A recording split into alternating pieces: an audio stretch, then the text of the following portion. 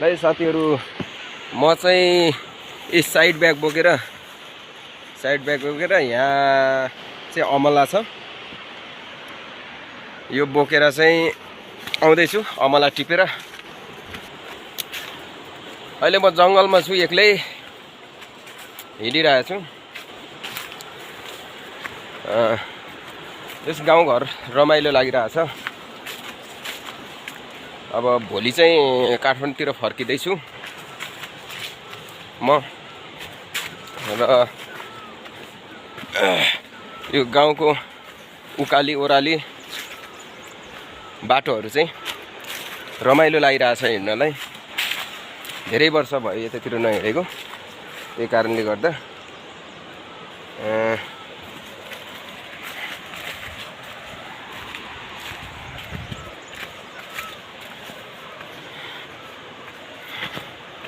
गाउँको यो स्वच्छ वातावरण यो हरियाली एकदम रमाइलो लागिरहेछ यो जंगलमा चाहिँ पहिला हामी सानो हुँदाखेरि यहाँतिर सबै बारी थियो यो जंगल भएकोमा अहिले चाहिँ पुरै जंगल छ पहिला चाहिँ यहाँ बारी थियो यहाँ चाहिँ हामी वस्तुहरू चराउन आउँथ्यौं गाई वस्तुहरू चलाउन आउँथ्यौं अनि पछिबाट चाहिँ यहाँ पहिरो गएर त्यहाँदेखि चाहिँ यतातिर यो जंगल नै जंगल छ अहिले एकदम ठुलो जंगल छ अहिले त मान्छे पनि यो जंगलमा छिर्न सक्दैन रहेछ म चाहिँ यो पुलमा छु अहिले पुल तर्दै छु यो पुल पनि धेरै भयो बनाएको त्यही 8-9 वर्ष अलि 10-12 वर्ष भयो होला अलि बढी भयो त्यसो यो तलको चाहिँ खोला हो लिडोङ खोला भन्छ यसलाई लिडोङ होमे दुईटा खोला म चाहिँ आज घुम्नको लागि जंगलमा हिँड्नको लागि घुम्नको लागि धेरै समय पछाडी आएको थिएँ आउँदाखेरि चाहिँ मैले अमला पनि टिपेको छु अमला एकदम धेरै टिपेको छु अर्गानिक अमला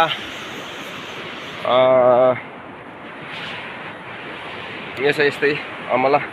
अर्गानिक छ एकदम यो कुनै विषादी छैन यसमा राम्रो छ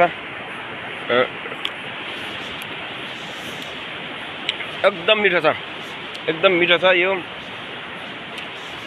स्वास्थ्यको लागि पनि एकदम राम्रो छ अमला लगभग 4 किलो जति मैले आज टिपेको छु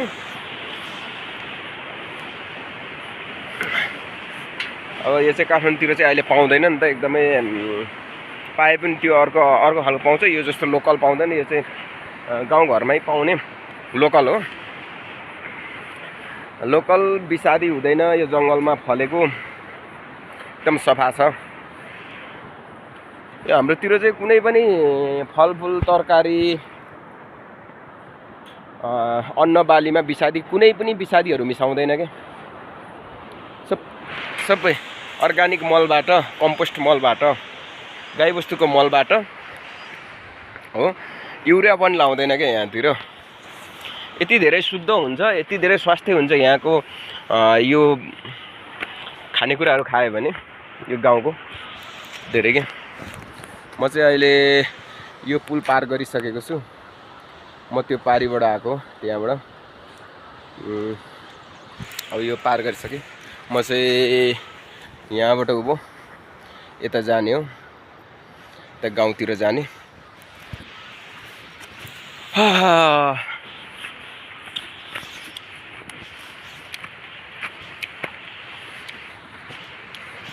अमला र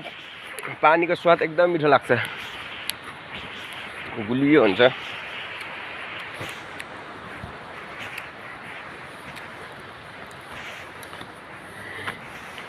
पुरै साइड ब्याग बोकेर आएको छु साइड ब्याग यो मलाई हङकङबाट पठाइदिएको हो कि यो साइड ब्याग चाहिँ एकदमै महँगो छ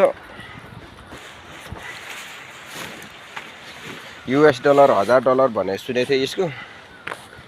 घटाएर $700 मा लिएको अरे एकदमै बलियो छ साइड ब्याग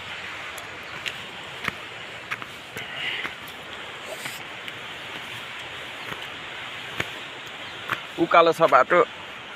पुरै जङ्गलमा हिँडेको पुरै त्यो झुसिल किरा त्यो उसको झुस भिजेर चिलाइरहेछ क्या सबैतिर चिलाइरहेछ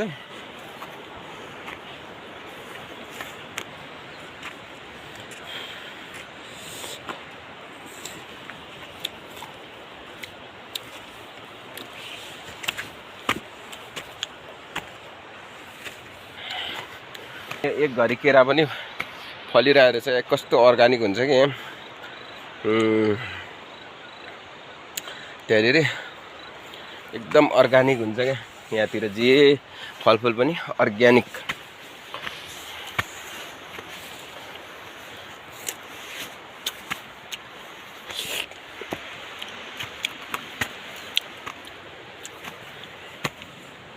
तिर्खा लागेछ भैँसी पाल्नु भएको रहेछ त्यहाँ एकजना दिदी आउँदै हुनुहुन्छ उहाँकै भैँसी हो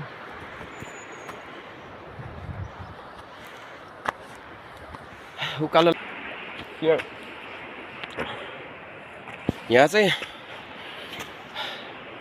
केही नहुँदा पनि बाँच्न सकिन्छ क्या त्यस्तै आफूसँग 1 रुपियाँ पैसा छैन भने पनि यहाँ चाहिँ बाँच्न सकिन्छ क्या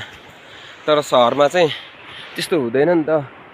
एकदमै स्वार्थी हुन्छ नि त जो पनि त्यही भएर मलाई चाहिँ एकदमै धेरै गाउँ मनपर्छ एकजना दिदी आउँदै हुनुहुन्छ हामी चाहिँ देमा भन्छौँ उहाँलाई चारो दिनु आउनु भएको रहेछ कता हिँड्नु भयो देमा कता हिँड्नु भयो ए यो म पनि अमला टिपेर आएको सुँगुर चारो यहाँ छ सुँगुर तपाईँको ए दुईवटा पाल्नु भएको रहेछ ए दुईवटा घर कता यो कसको घर फेरि ए किन यता र उता दुईवटा बनाउनु भयो बर्खामा यता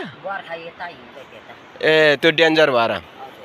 तल तर रुखहरू पलाएछ तलतिर अब त त्यत्रो साह्रो डेन्जर छैन होला बन्दा भयो पहिला त कुलो पनि थियो फेरि रुख पनि थिएन त्यही भएर डर लाग्दै थियो पहिला त उहाँ देमाको चाहिँ फेरि यहाँ सुँगुर रहेछ यहाँ दिनु आउनु भएको यहाँ बस्नुहुँदो रहेछ अनि बर्खामा चाहिँ अलिकति त्यहाँ गाह्रो छ के त्यो उहाँको घर छ त्यो बर्खामा चाहिँ त्यहाँ अलि डिलमा छ नि त त्यहाँ एउटा त्यो डिलमा छ खोल्सा छ अलिकति डरलाग्दो ठाउँ छ क्या त्यो तलबाट तान्छ कि भन्ने त्यही भएर चाहिँ हिउँदोमा चाहिँ यहाँ बस्नु हुँदो रहेछ कि यो माथि यो बर्खामा चाहिँ पानी परेको बेलामा यहाँ बस्नु हुँदो रहेछ अनि मेन घर चाहिँ त्यहाँ छ के मूल घर चाहिँ एकदम गाह्रो लाग्छ हौ साथीहरू हिँड्न पनि उकालोमा एकदमै